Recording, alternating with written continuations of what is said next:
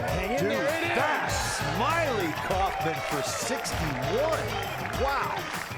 I'm Smylie Kaufman, and this is The Smylie Show. It is The Smylie Show, and we are sitting on a screen porch in North Augusta, I believe, with some really nice weather on a Thursday. And Masters, the 2024 Masters is officially underway. Major season in 2024 officially underway. It feels good to be outside in short sleeves and shorts and feeling like, man, golf season has begun for the year. That's also like Masters Week, usually the unofficial kickoff for that. But let's dive right into the tournament, Smylie. Weather was sort of the way this week kicked off with the delays. Those tee times, that first tee time was 10:30 for Jake Knapp, for Eric Van Rooyen, and obviously there was a wave of players that did not finish at the end of the day. So just let's begin with your impressions of the first day, what we saw at the Masters. God, it just played so hard.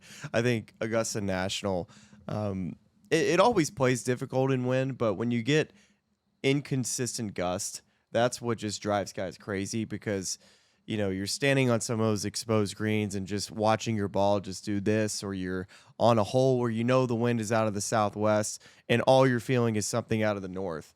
And it makes it very difficult to pull clubs when you have to be so precise hitting it into these small sections of the greens. So all day you just saw players and caddies just having conversations, trying to figure out where the wind is and trying to lead themselves in the correct spots on the greens, and to be able to chip and get up and down and make pars, which, I think when I look at the leaderboard too, seeing Bryson get off to, shooting 7 under, I think it was an advantage playing earlier in the day. The wind noticeably got gustier as the day went on. So I think it was a credit, obviously, to Bryson. His that 7 under out there today was incredible. But I will say getting off a little earlier, I think, was a benefit to him. Yeah, I think from my standpoint, seeing all the rain that came in over the night and thinking, man, this course could be really soft. They only got 0.6. It was less than we expected, right? The weather was that was a W today, and the fact 100%. that this thing could have started at 2:00, it could have been an absolute washout. It didn't seem like there were mud balls or anything like that. So thank you, weatherman. Yeah, this was definitely the W where you're like, you got a golf day plan with the boys, you're looking at the forecast, and you're wondering if you should cancel. And you wake up and we can actually get out there. The course soaked up a lot of the rain. Yeah, that's a win. So I mean, and of course, patrons getting in at 9:30. I mean, it felt like it could have been a lost day, and it wasn't. And we got a great day of golf. But yeah, let's start right there with Bryson. So it was interesting. He acknowledged his comments several years ago, calling this course a par 67 for him. What did he say? It was I didn't get the full comment, but I saw some reaction to it where he kind of owned up to those comments and said, "Hey, maybe it wasn't the smartest thing to say. This would have been a 2 under today, 65 under Bryson's old."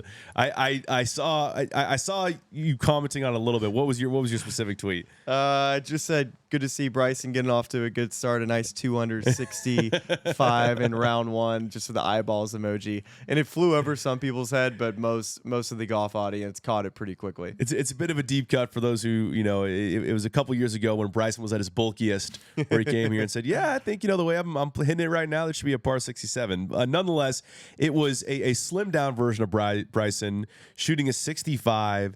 And for a guy whose trademark has been power his entire career, he really got it done with the flat stick today.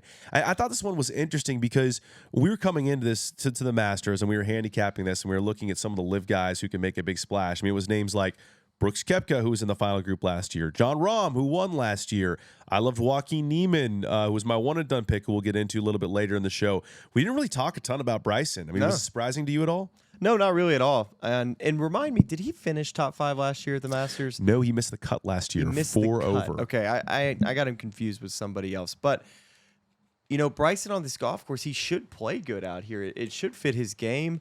And, I think today was just taking advantage of a hot putter. He was first in the field in strokes gained putting today, almost picking up 4 strokes on the green. So you take that from, his strength obviously is how far he hits the golf ball.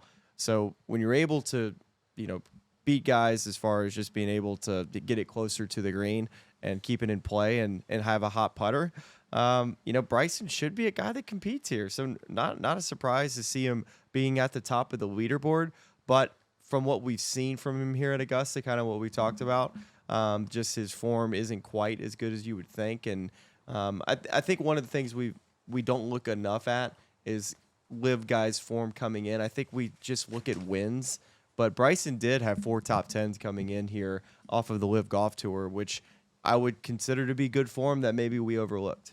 Yeah, I mean, I think it's fair. It's just I think it is fair to both of us to say it's tough to ballpark what, for the most part, good golf is good golf, right? But it's kind of tough to know how that's going to translate. But I mean, shoot, I was walking with a group of guys from PGA Tour Radio out of the the press building today, heading home, and we were having a conversation about it. It's like, man, we got to stop. Not that we have before, but just there's no reason to overlook the LIV guys at this stage of the game. I mean, there's some really good golf. I think we don't. Yeah, I think the biggest issue that I have is knowing how sharp guys are, right? Because they obviously play 54 holes, and I thought Mike Tirico made a fantastic point today on Live from talking about John Rahm, but more so talking about the Players Championship and Scottie Scheffler. In that format, if it was a LIV Golf Tour event at the Players Championship, he made the note that Scottie Scheffler would have finished on the first or second hole, and I think when you put it in that perspective, it's just a totally different style of a golf tournament. And I mean, that finished on the second hole, he would have finished T10 because he wouldn't have played Sunday. You know what I mean? I mean, it's a different game. Well, and yeah, that's a good point too. But I think just to say that you just don't know exactly what you're going to get out of the players. You know their talent level, but you just don't know exactly these guys have played golf tournaments their whole life, but and Brooks Koepka proved last year that it doesn't matter. These guys can come out and win major championships, and I don't expect that to happen. I think it's tough for us to gauge exactly what type of form they are in, because it's easy for us to say, hey, Scottie Scheffler at the Players Championship wins there at this many under par. We're able to refer to past years and who we beat, where it's tough for us because we don't know the golf courses necessarily that they're playing on the LIV Golf Tour, and we don't know who's won there in the past. It's just tough to refer to different events. So I think that, to me, has been the toughest thing as an analyst and somebody that follows the game. Just being able to determine that ultimately. We don't know the golf courses other than Joaquin Niemann's 59 in Mayakoba, and we'll discuss him a little bit later. And even Bryson DeChambeau's at 50, the Greenbrier. What did he shoot, 8 or 9? Was that a 50? I think it was a 58 or 59. Yeah. I mean, that's an incredible round of golf. I've played the golf course. I've shot a lot over par there. That's a heck of a round of golf. That's a good round of golf. Yeah. I think that's all the point I'm trying to get. So you touched on Scottie a little bit there. Let's move to him next, because I mean, it's just the guy's just a robot. Fires a 66 today, 6 under. Off to a great start, right? Kind of where you want to be. Famously, your one and done pick this week. The heater's looking good. It is such a shame that neither of us get to pick him the rest of the year. I was thinking about that. As I was leaving the house today to come record with you, I was like, man, it's gonna be good to get both of Scottie's wins, but we're gonna miss Scottie the rest of the year. We're gonna miss Scottie, the plug and play. So you took advantage of picking Scottie on a right week. I hope I do too, with him getting off to a nice start. And I was looking at Data Golf at just some of my round 1 nuggets and pulled up the live model. And right now, Scottie Scheffler, based on their model, has a 35.9% chance of winning. And I wanted you to check the live odds of what he's currently listed at. I imagine it would be somewhere around that plus maybe 250 number or 200 number to win, which I think is you could even go lower. I'd say that it would be a fair price. Tell me what your guess was again. My guess is it's going to be plus 180. I mean, what is he? This is absurd. I mean, this is crazy. You just said a number that if I had not looked at these odds, I'd have been like, that is the dumbest thing I've ever heard. Plus 180, really? He's plus 140. He's plus 140. He's like even money. I mean, close to even money to win the golf tournament. It's like you can take the field or you can take Scottie Scheffler. Plus 140. That is just incredible. But listen, I mean, how about? I mean, I think Bryson can easily win this week, but it's when Scottie gets off to a start like this, it's hard to see anybody else winning. It really is, and because you just know that he's going to find a way to put a score together every single round. So if I'm not ruling out guys beneath him who could shoot a good score and get right back in there with him, but if he's starting one shot off the lead and he's keeping that pace.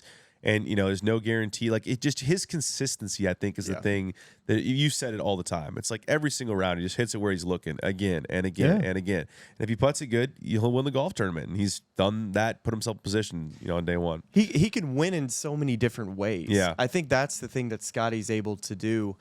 He, like I said, all the time, he hits it where he's looking for the most part. But today, I think the big moment for him was the hold bunker shot that he had on the 12th hole. We all know how good of a bunker player he is in a picture of the golf ball, but still to pick up that extra stroke of holing out a bunker shot behind the green on 12, I mean, that's just like one you weren't expecting, and now you're heading to a par 5, and you go and do that one as well. And I think the ultimate factor as well, outside of his golf game, that we don't talk about probably enough, is the Ted Scott factor, in a guy that has had tons of success at Augusta National with Bubba Watson winning twice, and then also already winning with Scottie Scheffler once. So they have no pressure, obviously, to win. He's already got a green jacket. And then I think Ted has so much experience around this place, and then he's got the best player in the world. So it's just a team that feels, to me, unbeatable this week. Yeah, I wholeheartedly agree, and I apologize for my sniffles. This is it's that time of the year, man. I mean, I'm getting crushed by allergies this week, and I was loving the outdoor screen porch recording location up until right about like 30 seconds ago, where I'm now getting slammed again. Please comment, please reply if you guys have any suggestions for allergies, because I hate to say it, Claritin and Zyrtec not getting the job done this week. So let's stay on the topic of one and done. Move a little bit further down the leaderboard to Joaquin Niemann. One quick thing I wanted to add. Sure. Because I said that he gets to that par 5 and makes birdie. I just remembered that watching Scottie's second shot, he hit it right, ball above his feet, and from the camera angle, it looked like it went into the creek. Yeah, and it held up. And then they come back, and then I'm seeing he's dropping on, or that he's playing a shot from the upslope. Yes. And it said third shot. It's like, oh my gosh, that just stayed up. So how about that swing going from potentially 100%. Not getting up and down on 12? So you could have made bogey on 12, makes it 2. So let's call that a shot and a half. And then if he doesn't get up and down from dropping on 13, if that ball goes in the water, that's a potential 6. So we're talking about 3 to 4 shots that change the outcome of his round. A 2 under, it could have very easily been a 2 under, and it was a 6 under. So I just wanted to make sure that we got that in. And I think that's the thing that's got to feel deflating for the other players in the field, where it's a lucky break. It's he gets a break, and it's like, man, if he's getting breaks and he's still the Scottie Scheffler we know, like if we're looking at this and saying that's a 6 under that could be a 2 under, and he goes out and he plays a clean round of golf or a cleaner round of golf tomorrow, I mean, what's that number going to be? If he goes out and shoots a 64 tomorrow, we might just say, pack it in, boys. Tournament's over. No, I think at the beginning of the week I said I wouldn't be surprised if he won by 6 shots, and this is the pace. So let's now move to sorry, cutting in there. That's quite all right. We're moving down to Joaquin Niemann, who is currently tied for 9th at 2 under. Just curious. I mean, I feel like we were looking at this group on the way in, and not everybody fared so well in this group. Nick Taylor had a bit of a rough day. I'm not quite sure where Russell Henley. Yeah, Henley ended up. He was 1 over T42. Okay. For his part, Joaquin seemed to play pretty solid, pretty clean round of golf. Your thoughts on what you saw from him today? Well, exactly what I kind of expected with Joaquin. He's a fantastic ball striker. He was the 3rd best iron player in the field today. So to me, Joaquin's strength is going to be ball striking. And my biggest concern with him was going to be the putter. Was he going to be able to putt well enough to win at Augusta in round 1 in windy conditions? He lost about a stroke on the greens putting. So that to me is a sign of, can you go chase down somebody and make big putts down the stretch? I don't see Joaquin being able to do that this week. Is he going to finish top 5? Probably. But I don't think the putter is going to be hot enough this week for Joaquin, especially from what we've seen in round 1. But you never know.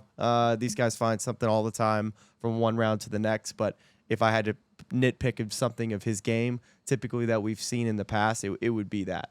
Well, it's a real shame for my one and done pick. I mean, I wouldn't You would hate take a top 5. I would take a top 5 100%. Going against Scottie? Are you kidding me? It's like, that would be...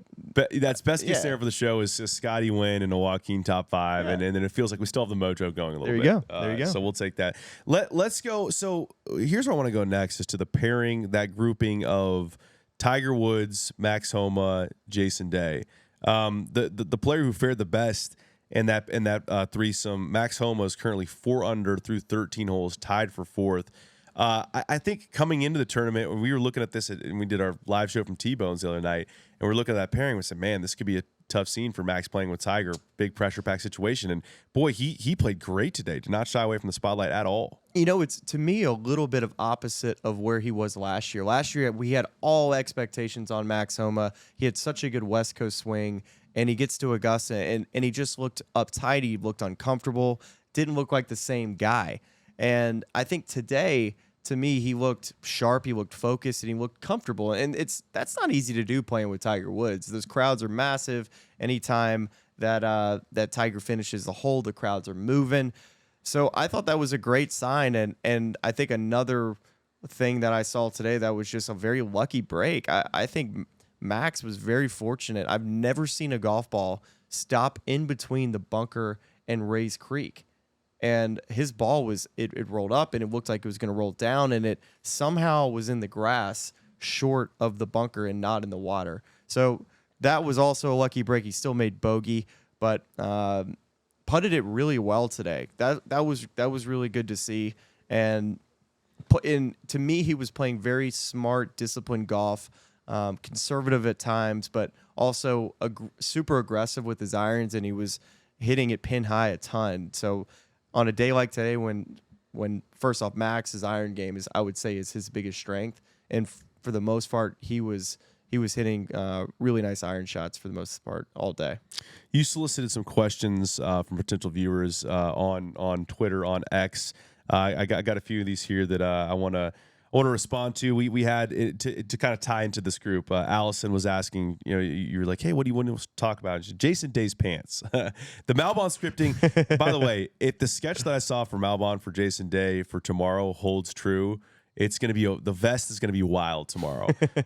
So I wanted to get that in the notes, just talking about Jason Day's pants. But there was also a question here about the draws, like whether you'd want to go late early as opposed to early late. And I want to kind of tie that into a discussion about Tiger Woods, because he finished 13 holes today. He's 1 under, tied for 17th. And so, that leaves, let's see, I'm terrible, but we've well documented on the show. 23 holes. Well documented how bad I am at math on the show. So 23 holes to play tomorrow. And I'm just wondering, if, first of all, in a bigger picture, which side of the draw would you want to be on? It feels kind of obvious that you wanted to be early late because you're going to play 18 both days and keep more of a regular cadence. You'd think. I mean, you assume at this point we'll finish all play, for 2 rounds tomorrow on Friday. But for Tiger, I mean, does it? What sort of chances are you giving him, given that he's playing well, but he's only finished 13 holes today, and it should be a long kind of day for him tomorrow. And his body, we just don't know where it's going to be. Yeah, I would say the early late, obviously, to your point, was the draw you wanted to be in. They played in a little bit less wind. We don't know what tomorrow afternoon is going to look like, but as it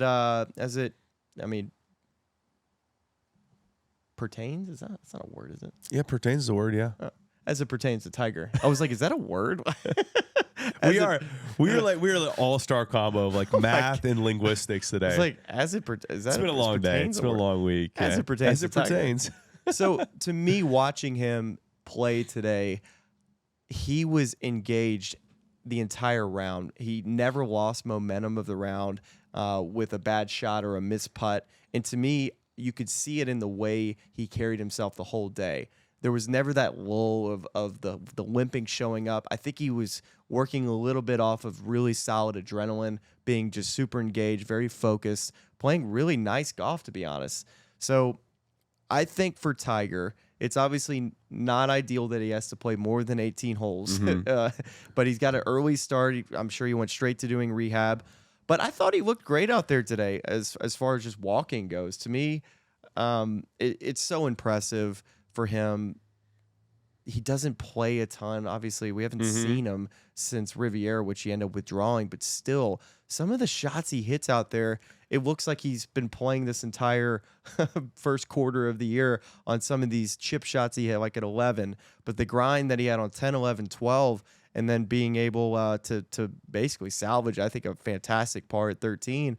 I think if you're a Tiger fan, you got to love the start he got off to today, and I think in a really tough wave. Yeah, I mean, I think that making the cut for him feels like a win right now, which is, kind of wild to say about a guy who's won here 5 times and, was just a force of nature. And this is probably the place that he, knows the best, or at least has the greatest advantage over the rest of the field in terms of course knowledge and what it takes to win here. So, and I wonder if some of the pre-tournament chatter surrounding Tiger was motivational. I mean, he sat in that press conference on Monday or Tuesday or whenever it was, and fielded a lot of questions that felt reflective. Just thinking back on your best memories here and how's your body. And I believe he was asked, Mark Cannizzaro asked him if he considered being an honerary starter. He just missed that pretty quickly, didn't he? Well, I mean, if anything were to light a fire under Tiger, I mean, those suggestions, I think, this is kind of like hey, I can still do this. Don't forget 100%. Who I am. There is no doubt about it. And it's a shame that we don't get to watch him do this more often, because it's so fun to watch him play golf. The golf world misses him playing week in and week out. But man, it was a really cool start to see Tiger play well, look comfortable, hit all the shots he was trying to hit. I can't even find a flaw in his game from anything I saw today. So that was pretty cool. 2 other guys I want under that I want to hit real quick: Rory McIlroy and Victor Hovland. I'll say for my part, in heading home to watch the end of the round at home and kind of prep for our show tonight. What's your take on Rory? I didn't get to watch him play a ton today. We had Rory, so obviously we were for PGA Tour Radio. Well, I guess it's Masters Radio this week, but for Sirius XM, we had the feature group of Scottie, Rory, and Xander, and it was actually supposed to fall within that 10-2 window early, and that tee time got pushed to 112, so we really only caught a little bit of it.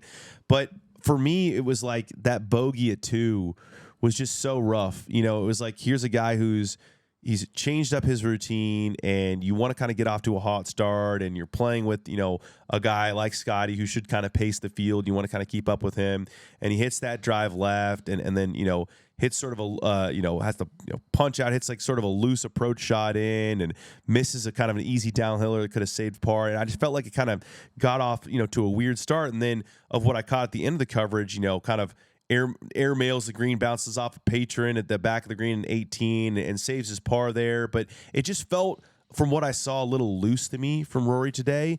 And, and all that said, you're only 6 shots off the lead after Thursday. Anything could happen. Rory has gone low at Augusta a number of different times, so I'm not ruling him out. But it just was, I wonder if you wanted something a little stronger to kind of, put him in the right sort of mindset to start this tournament off. So, yeah, I don't know, your feelings on Rory there. And then also for Hovland, I mean, at one point I was looking down, he was 4 under through 9 holes. And I just had to laugh, because it was just like, here's a guy who we've talked about. Last time we saw him was T62 at the Players. He shows up. We're talking about how he's no longer working with Grant Wade. He's working with Dana Dahlquist now. You're just like, this. There's no way this can go well. And then here he is, just the Victor Hovland of old. Now backs it up a little bit, finishes 1 under, but still is very much in the hunt. I don't know if you have impressions, kind of big picture stuff. I know you were focused more on the afternoon groups, but for both of those guys. Yeah, I would start with Rory and saying I think his experience, I think, is going to be crucial for him if he's going to win this week. I think he's got to have an understanding of what the weather is going to do to the golf course, because you look at the leaderboard, shooting a 1 under par, seeing Bryson at 7, but really seeing Scottie at 6, and you start to play the guessing game of what the number's going to be. And I think tomorrow for him is, let's not shoot for, that 7 under round that Bryson shot yesterday, but let's go shoot if a really good score tomorrow is 4 under, let's focus on doing that. And let's play disciplined golf, understanding of when to take your shots, and be aggressive when you need to be, but also conservative at times when a par is a good score. So I think for Rory, that would be the number one goal tomorrow, is to not get too aggressive, trying to play catch up just because you're playing with Scottie. With Victor, man, normally we've been fax machines lately. we were a bit off on this one. Because he did missed get this off one. to a start where I'm like, man, oh man, were we off on this one. It looked pretty good. His stats kind of showed that he was pretty solid. The short game, which had kind of left him this year because he's been working so hard on his full swing, that was better. So I think that's why you saw the round being under par, like 4 under through 9 early. So I would say for him, not quite finishing off, but that back nine was playing like a full shot and a half harder than the front. So we saw a lot of that. We saw it from Wyndham Clark as well, a player that was also playing with Victor as well, just not finishing the round off. Let's you mentioned Wyndham Clark, so I think this is a perfect tee up for a little piece of sound we'd like to play for the audience that we found intriguing, amusing, among other things. So let's just take a listen to this, and you tell me your thoughts and opinions. Yeah, we got 54 holes, and in LIV Golf, they only play 54, so I like my chances. We got a lot of golf left, and yeah, I mean, as you can see, someone shot 7 under. I could do that tomorrow. So there you have it. And just to get in the notes, this is Wyndham Clark, winner of the 54-hole AT&T Pebble Beach Pro-Am this year. So your thoughts, Smylie? I love how he referred to LIV Golf, but then did not refer to the player of LIV Golf who's at 7 under. So it was like a shot at LIV Golf, but then like, oh, I don't want to say Bryson shot 7 under. So it was I don't know, that was a weird deal. But you know how high I am on Wyndham Clark's game. Yeah. I think he reminds me so much of Brooks Koepka and how he talks in interviews. Mm-hmm. Very just his confidence level is through the roof. And it comes out in interviews, and he backs it up with his game. Listen, I mean, he used to be a guy that wasn't here. He's never been here before, and he talks like a guy who's been here for 10 years. And I love it because he has the game that backs it up. Yeah, I mean, I think I love stuff like this. Like to be very clear, like this is not us or me dumping on a guy or saying he shouldn't have said that. I think this is the stuff that kind of fuels the fire. It gives us stuff to talk about, and I think that a point that's been made by many is that all the interesting personalities kind of left for LIV, and we don't have a ton of fun things to talk about on the PGA Tour. And so it's nice to see kind of, what you're saying, that he's got a little bit of Brooks in him, and it gives us stuff to talk about. And so, and by the way, I like the confidence. Like he's at 1 over, but he could go out there and post a good score Tough tomorrow. Finish. Yeah. Shot 40 on his back nine. I saw Wyndham hit incredible shots the whole day, and was really surprised to see that finish. Tough break at 15. You see him spin that wedge off the green into the water. No. He hit the green there and made double, right? He made double. Yeah, that's just it's a tough break. It was probably a Gus situation, I'd imagine. Yeah, he did not look thrilled with the outcome of the shot. Like I think it was, it looks like he hit the shot he wanted to hit, and maybe it was just a bad number, and it's tough. So, and look, on the topic of, hey, we know we're on a one and done heater, but you just talked about Victor there. We're willing to put our hand up and say, hey, we might have been a little bit off on this one. I got a dud. Yeah, we got and I'm willing to, I guess.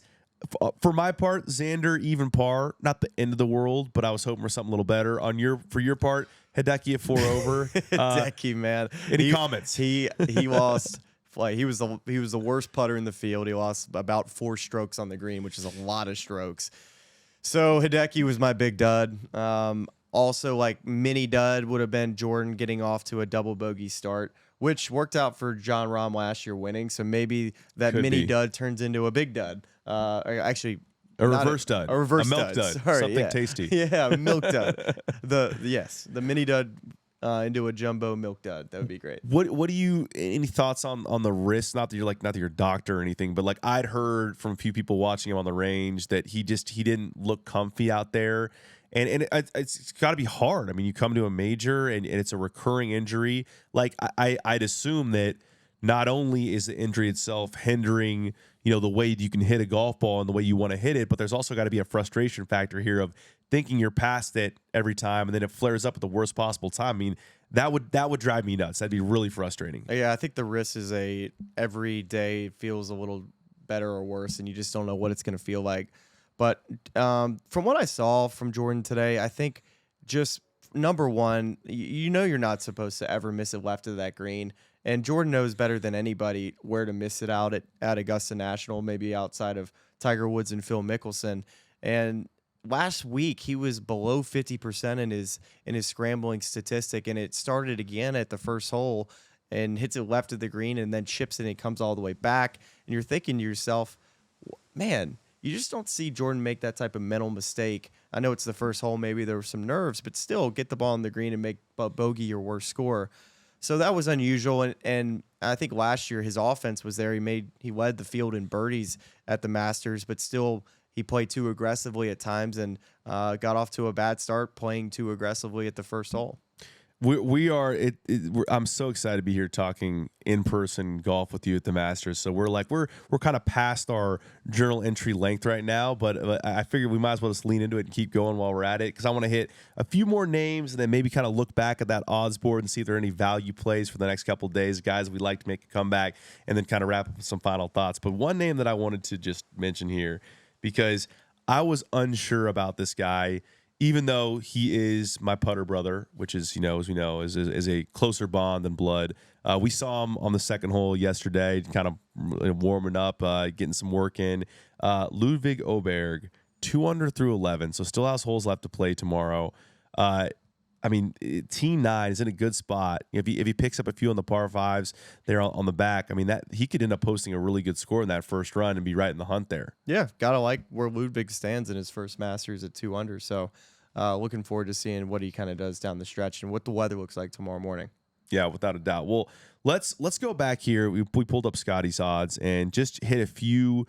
I just kind of want to look at some of these like outright winner odds and see if there's like a guy or a play here where you're saying, Bryson's now the second shortest odds on the board, plus 550. Max, it's kind of interesting to kind of look and see how the odds makers like this. Max is now third shortest, 14-1. Rory 16-1. Ludwig 18-1. Kind of going a little further down. Joaquin stayed the same price, 28-1. Xander's now dropped to 40-1. Victor's at 50-1. Jon Rahm has dropped to 50-1. He didn't look good today. Yeah, he didn't look comfy out there. That was one person I definitely wanted to talk about that we had mentioned. Is his ball striking didn't look great. He was fighting a bit of a two-way miss at times. Irons going left, driver going right.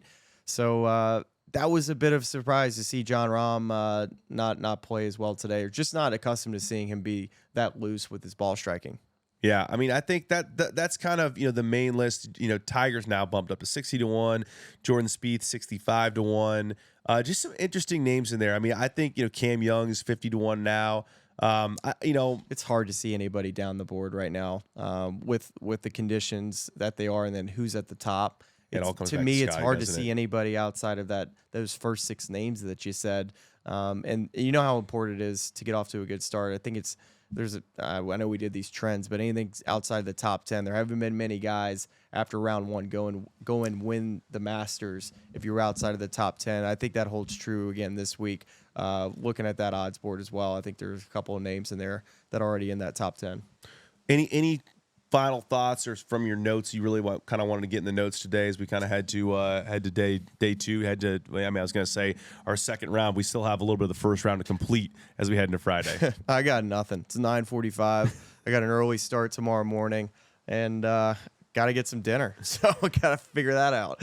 Got to get some dinner is right. I would also love to have a little bit of dinner, get some well-needed sleep, man. I just took a little power nap, and I woke up and I was like, I need more of that. So we're going to get right to that. We appreciate you watching, listening.